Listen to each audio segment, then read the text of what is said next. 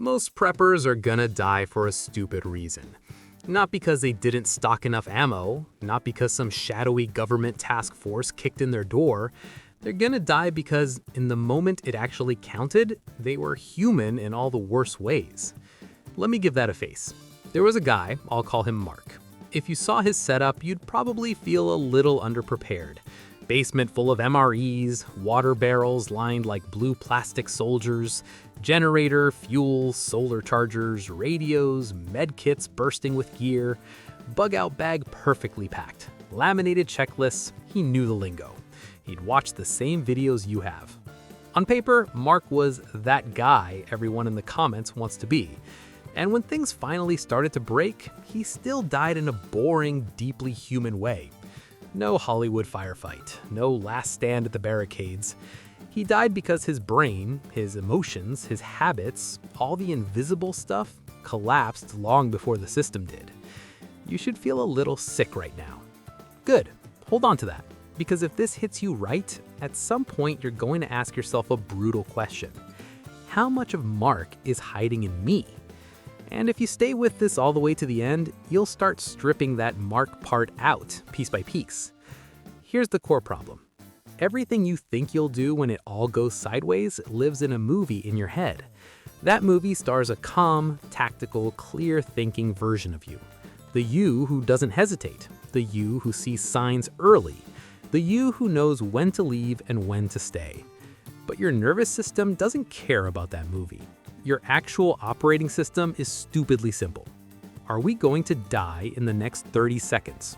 If the answer might be yes, it doesn't ask your opinion. It grabs the wheel. Heart rate spikes, breathing goes shallow, adrenaline and cortisol flood your blood. Blood leaves your fingertips and gets rerouted to big muscles so you can run or fight. Your fine motor skills, gone. Your working memory, the part of your brain that holds complex plans, shrinks. Have you ever been so nervous you couldn't even remember your PIN at the ATM? That's the system we're talking about. Now imagine trying to remember your comms plan, your bug-out checklist, your medical steps in that state. And here's the evil twist. The dumber your brain gets under stress, the more certain you usually feel.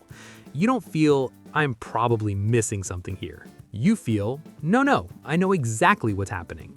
It's the same glitch that makes people drive into floodwater because I always take this road. The same glitch that makes a guy with a cellar full of food decide to trade a week of supplies for a bottle of whiskey on day 4 because it feels like a great idea. That liar, certainty under panic, is what killed Mark long before anything else did. The night the power first started going out in his city, it wasn't a clean blackout. It was just weird. Lights flickering, a few hours off, then back on, the grid coughing instead of dying. His wife said, "Do you think we should start using the emergency stuff?" He said, No, don't worry, we don't want to waste it. This happens, they'll fix it." Did he know that? No, but certainty under stress doesn't care about facts. It just wants the discomfort of, I don't know, to go away. Here's the first uncomfortable question for you. Have you ever actually felt your body in real fight or flight while trying to make a decision? Not a YouTube comment debate, not a thought experiment. I mean, heart pounding, hands slightly shaky, breathing faster. Then you have to choose something that matters. Or are all your survival choices made from the comfort of your chair with a full stomach and Wi-Fi? Because you will not rise to the level of that fantasy version of you. You will sink to the level of your training and your emotional control. So what is your actual tested level? Have you ever had to triage tasks when you're starving and exhausted? Have you ever tried to load a magazine or open a medical kit with numb fingers in the cold? Have you ever had your kid or partner crying at you while you try to think straight? If the answer is no, that's not shame, that's an opportunity. You can train that. It's called stress inoculation. And no, it doesn't mean doing stupid YouTube 24 hours in a blizzard in my underwear challenges. It means deliberately practicing thinking under mild, controlled stress so your nervous system files it under known territory. Kill the power to your own house. For real. Flip the breaker. No cheat lights. Sit in the fixed silence when the fridge dies and the hum goes away. Listen to the first 5 minutes. The jokes, the complaints, the "wait, what?" Notice how quickly people reach for their phones out of habit. Notice the little pulse of anxiety in your own chest. That feeling? That something's wrong, I want it fixed now? That is the thing you need to get to know. Try this. Set a 60-second timer and tell yourself, if we had to leave this house right now and never come back, what do I grab? Then go. You'll feel your body rush, heart rate up, thoughts scrambling. Watch yourself in that tiny panic. What did you miss? What did you trip over? Who froze? Now take that bug-out bag you're so proud of and actually walk with it. Not to your car, not around your living room, out your front door. For an hour. Up and down hills if you can. Feel the straps dig into your shoulders. Feel your lower back complain. Listen to your own thoughts at minute 42 when you're tired and bored and kind of over it. That's where the truth lives. When you do these things, not as macho stunts, but as experiments, your brain starts collecting data. Oh, we've been here. We didn't die. This level of stress is survivable and we can still think inside it.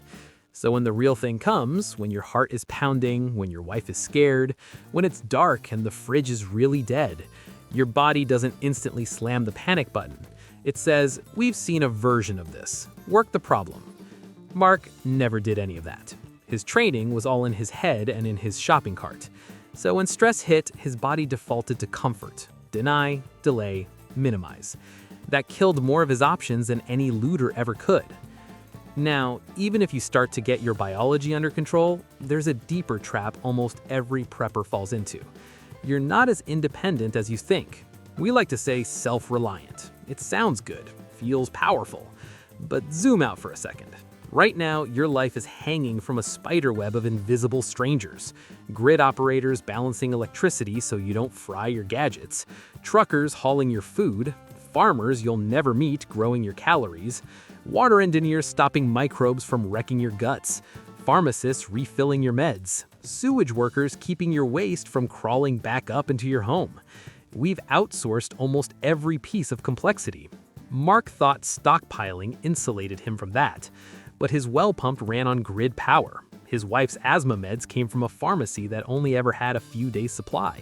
His generator fuel was finite. His imagined independence was still sitting on top of a fragile machine he didn't control.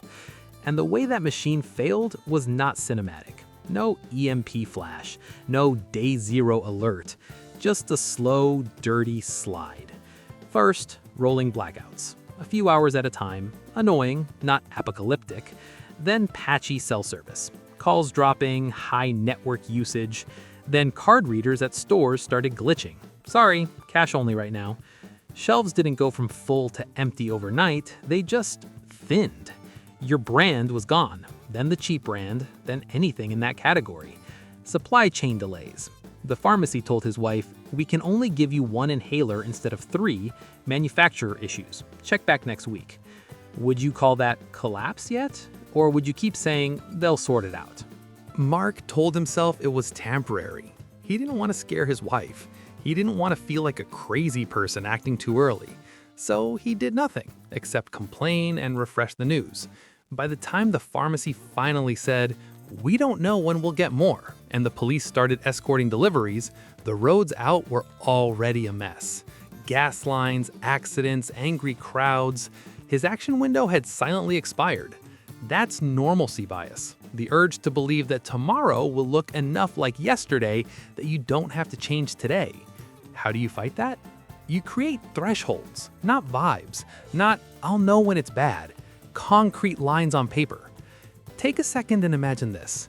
Your card gets declined at the grocery store, but the terminal says offline, not insufficient funds. The cashier shrugs. Happening a lot today. Shelves are looking sparse. What's your rule? Do you leave the cart? Do you come back later? Or do you switch modes? If you don't have that pre-decided, your brain will default to comfort. I'll try again tomorrow. Grab a notepad sometime soon. Actually do this and write down a few if this then that rules for your life. If city water is off for more than 48 hours and there's no clear repair time, we stop pretending it's a blip. We go to long-term water plan, full conservation, filters out, no more flushing like normal. If the pharmacy starts rationing anything in this house that keeps someone alive and can't promise restock within X days, that becomes top priority number one. We call doctors, we look for alternatives, we consider moving, even if everything else still looks calm. If verified violence, real, not rumor, gets within this radius of our home and isn't controlled within this many hours, we pack to be ready to go. If it gets closer than that, we leave, even if it feels embarrassing. Those numbers, distances, and timeframes, you decide them now while you're not scared. Because when you are scared, when you're watching a shaky phone video and your stomach is in a knot, your brain will try to push every hard decision into later. Mark never wrote thresholds, so later kept sliding, right off the cliff. Even if you fix that, there's another seductive delusion that takes good preppers and turns them into statistics: the lone wolf fantasy. In your mind, it probably looks like peace. No bosses, no traffic, no idiots cutting you off, just you, your pack, your rifle, and a landscape emptied of noise, finally free. You probably don't picture what long-term isolation actually does to a human brain. We are social mammals. Your nervous system is literally wired to calibrate off other people. Heart rate, mood, danger assessment. That's why solitary confinement is considered torture.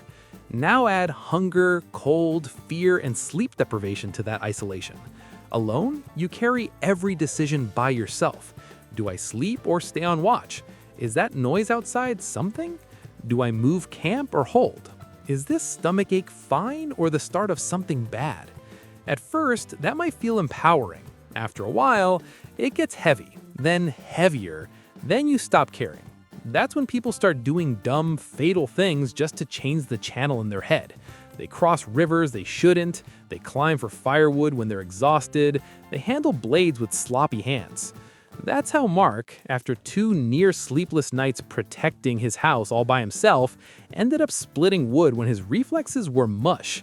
One bad swing, axe glances, deep cut across his palm. Blood in the cold air mixing with sawdust. No proper clean water, no sterile environment, no second pair of hands to say, "Stop, sit, let me deal with this, you're done for today." Infections love those conditions. Tired body, dirty environment, open wound. They don't care about your bug-out bag. Mark had neighbors, decent ones, but he'd spent years rolling his eyes at them, calling them sheeple under his breath. Never built real trust, never shared even a fraction of what he knew. So when he needed someone else's eyes, someone else's skills, someone else's calm, no one was close enough to lean on. Long-term, survival is a tribe game. Small tribe, boring tribe, real tribe. Ask yourself, right now, who would you honestly trust to keep watch while you sleep? Not in theory, actual names. Who's already shown up when things were mildly bad? A flat tire at midnight, a burst pipe, a hospital run. If the list is empty, that should ring louder in your head than any ammo shortage. And flip it around. Who would put your name on their list? If someone in your building made a mental note, "People I want near me if this goes south," would you even make the cut? Being that person has nothing to do with patches or slogans. It's, are you useful? Are you predictable in a good way? Do you calm things down or stir them up? We'll come back to that because it's your long game. But even if you have a tribe, there's another enemy that creeps in as the days stretch out. Boredom and not knowing. You're prepping for fire, for gunshots, for big hard choices. You're probably not prepping for day 72 of same rice, same 4 walls, same unanswered questions. But that's usually what breaks groups. Uncertainty is like background radiation for your nervous system. Every day without a clear endpoint keeps your stress system slightly on. Not full panic, not full rest, just a constant hum. Sleep gets a little worse, little aches don't heal as fast, patience shrinks, tiny annoyances become huge fights. You wake up to the same cracked ceiling, same smell of unwashed clothes and stale cooking. You hear the same argument about who used too much water. You go to bed with the same "when does this end" looping in the back of your skull. That's where people turn on each other. So you fight that with structure, not fantasy routines, actual boring repeated behaviors. Picture this. Every morning at 9 and every evening at 6, Everyone who's in your little circle sits down for 5 minutes. Doesn't matter what else is going on unless the building is literally on fire. Each person says 3 things: what they did since last time, what they saw or heard that might matter, and one thing they need help with. You'd be amazed what that does. Suddenly, stuff that would have been hidden, like "we're almost out of batteries," or "I heard shouting 2 streets over last night," or "I haven't really slept in 2 days," comes out in small, manageable pieces instead of exploding later. You also lock in non-negotiables: daily water tasks, daily sanitation checks, a basic security routine, maybe a 30-minute quiet period where nobody argues about big topics. It sounds almost childish when you're not in it: chore charts and check-ins. In reality, it's psychological armor. It tells your primitive brain, we still have a rhythm. There is a before, a now, and a later. We are not just floating. Mark never did that. Every day became a blur. Sleep whenever, eat whenever, worry constantly. His wife had no way of knowing what was actually getting done and what wasn't. He had no place to offload his own rising panic except in snapped comments. By week 2, their house was a pressure cooker, and that was before they ever met an outside threat. Now put all of this together so far: shaky biology, denial of slow collapse, isolation, lack of structure. Then add the favorite fantasy move of every keyboard commando: I'll just bug out. You've probably imagined it. The day the news finally gets bad enough, you grab your bag, toss it in the car, and drive off to somewhere safer. Woods, mountains, a relative's land, that magical cabin that 100,000 people seem to think they have. Movement feels like control. Staying feels like surrender. Here's what Mark did. He told himself for days, if X happens, then we'll leave. But X wasn't a clean event. It was a mush of weird signals: power unstable, police overstretched, supply chains disrupted, neighbors arguing, sirens more often. He waited for that one big validating sign. It never came.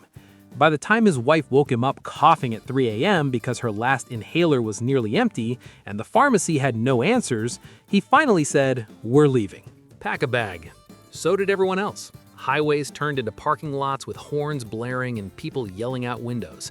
Gas stations were mob scenes or just dead pumps with handwritten "no fuel" signs.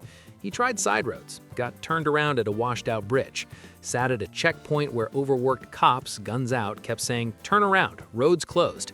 Every detour spent fuel. Every hour burned daylight. By late afternoon, he was back within a few miles of home, low on gas, more exposed, more exhausted, more scared. He'd turned himself from a well-supplied man with 4 walls into a stressed refugee in his own town. Here's the nasty little secret. Most of the time, in most types of unrest or breakdown that aren't literally about to physically destroy your building, bugging in is safer at the start. Not forever, not no matter what. But at the beginning, 4 walls, known streets, bulk supplies, and neighbors you sorta know beat me, a backpack, and everyone else who watched the same movie. So you treat movement as a tool, not as your identity. Before you ever touch that bag, you ask yourself, right now, is this location trending more survivable or less survivable over the next few days?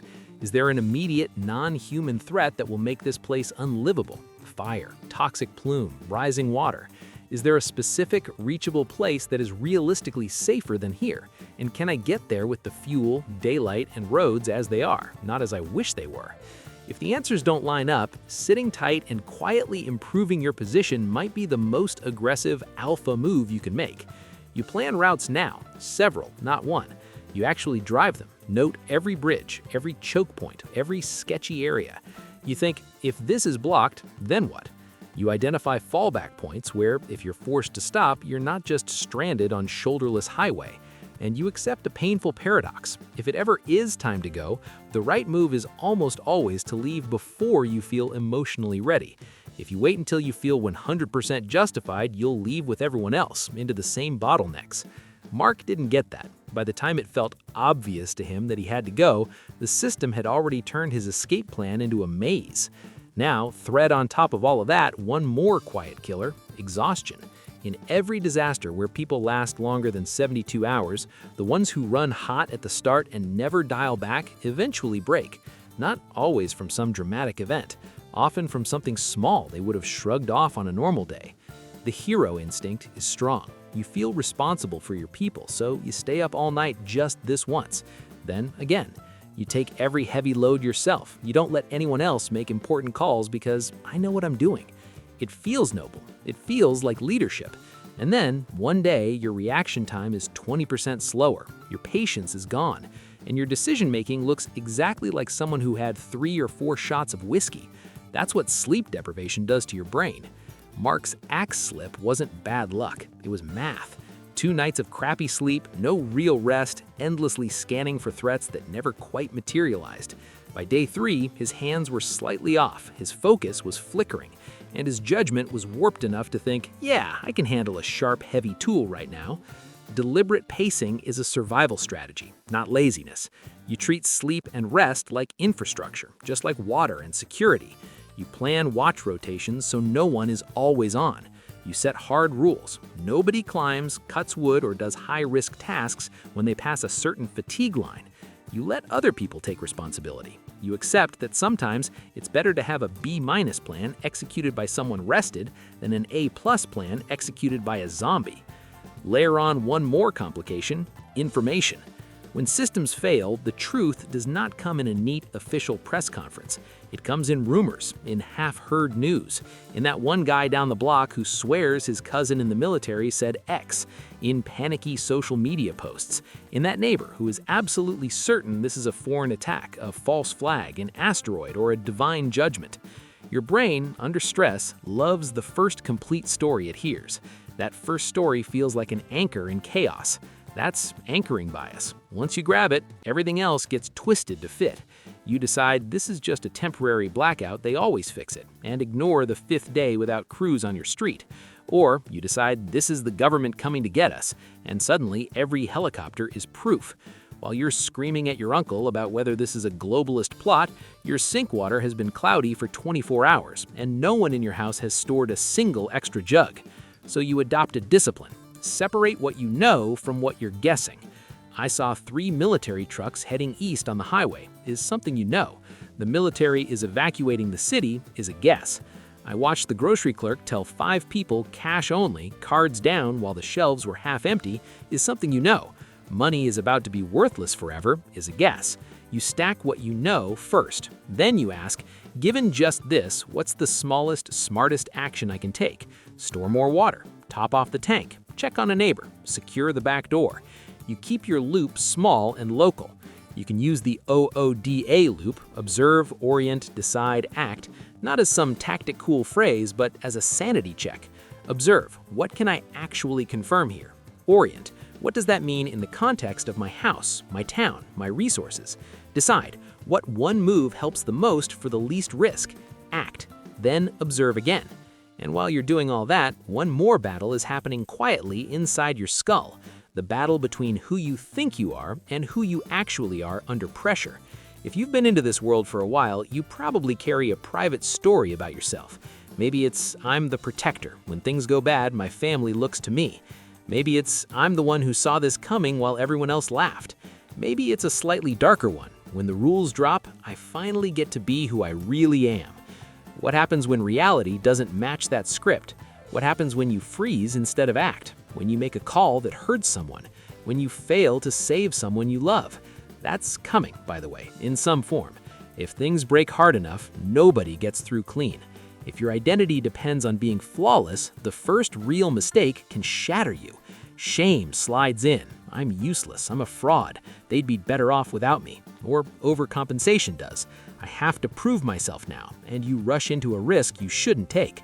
Mark carried a quiet story. I'm the one who was ready. I'm the one who took this seriously. He never said it out loud, but you could hear it in the way he talked about people these days. So when his wife's inhaler ran out and he had no good answer, when his bug-out plan turned to ash on the highway, when his infected hand started swelling and he realized he couldn't even keep himself functional, that story hit a wall. Instead of adjusting, he spiraled, snapped at her, shut down, stopped asking for help even when he could have asked. The story, I've got this, turned into, if I don't, I'm nothing, and that crushed his willingness to adapt. You need a different kind of story. Not, I will always get it right, but I will keep coming back to the next right thing even after I get it wrong. You pick a handful of values you refuse to drop even when you're tired and scared. Don't torture people. Don't prey on the helpless. Don't screw your own for short-term gain. That's your North Star. Everything else, you accept that you'll be messy. You'll have days you're not proud of. You'll make choices that haunt you, and you decide now that those won't be the end of you. They'll be data. On the other side, there's the guy who secretly wants collapse. You've seen him. Maybe you've been him a little bit. He smiles too much when talking about when the herd gets thinned. He's more excited about imagined revenge on normies than about the ugly reality of helping real people through real pain. Those guys can be scary in the short term. They escalate. They pick fights. They think the end of the rule of law is their moment to finally matter. Long term, they're bad investments. High risk, low trust. Groups, formally or informally, will choose who to protect when resources are thin. Nobody wants the dude who might shoot them in the back over a can of beans. So you ask yourself another hard question. If you were watching you from the outside, would you be someone worth feeding when there isn't enough? Because in a collapsed or strained system, currency stops being dollars. It becomes competence and character. Can you stop a bleed? Can you calm a panicked kid? Can you fix a leaking pipe with junk on hand? Can you cook actual meals from boring ingredients without wasting fuel? Can you talk two angry people down before they throw punches?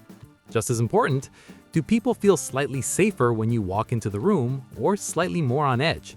Becoming the person people want to keep alive is the most underrated prep there is. And the nice part, you can start that one today without buying anything. Help a neighbor with something small, learn a real ugly skill like wound care, volunteer somewhere chaotic and notice how you react to disorder. Pay attention to your own face and tone when stuff breaks. Are you pouring gasoline on the emotional fire or water? Little reps, same as with the gear, but pointed inward. So let's land this. Most preppers fail when society breaks because they never practice failing in small, controlled ways beforehand. They never felt their heart race on purpose and learned to think through it. They never wrote down hard thresholds so normalcy bias couldn't quietly walk them into a trap. They never built a tiny tribe or became a person a tribe would invest in. They never rehearsed boredom or pacing themselves or sorting rumors from facts. They fed the movie version of themselves and starved the real one. You don't have to go that way. This week, yes, this week, not someday when I have time, pick one real test. Flip your breakers for an evening and watch who you become after 4 hours with no light and no noise. Hoist that perfect bug-out bag and walk for an hour, then decide if the fantasy still feels good. Sit down with someone you'd want on your side and actually say the words, "If things ever got weird, I'd like us to have each other's backs." What would that take? Don't buy something, do something. Every one of those little tests shrinks the gap between the you in your head and the you who actually shows up under stress. When things eventually crack, whether it's a week-long blackout, a supply chain fracture, civil unrest, or something weirder, you will not be graded on how cool your kit was on Instagram. You'll be graded on whether you can still think when your hands shake, whether you see the slow slide when everyone else is saying it'll be fine, whether you can sit in the dark with scared people and be the one who says, "Okay, here's what we do next." Mark had the food, he had the tools, he had the lists. What he didn't have was a hardened brain, honest thresholds, a real tribe, or the humility to test himself before it was for keeps. Don't let that be your ending. Your gear is a tool. Your brain is the weapon. Sharpen it now while you still have the luxury of flipping the lights back on.